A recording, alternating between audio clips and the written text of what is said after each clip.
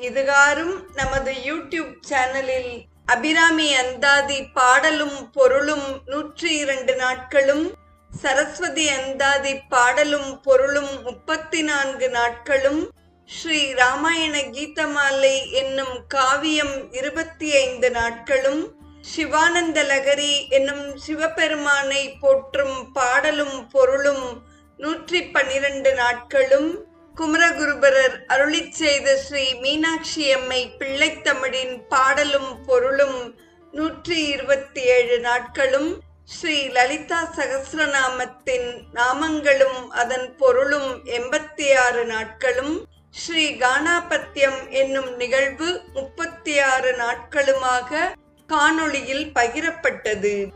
இந்த ஸ்ரீ கௌமாரம் என்ற நிகழ்ச்சி மட்டும் இன்றைய நிகழ்வுடன் 178 நாட்களாக கேட்டொலியாகவும் காணொளியாகவும் பகிரப்பட்டது.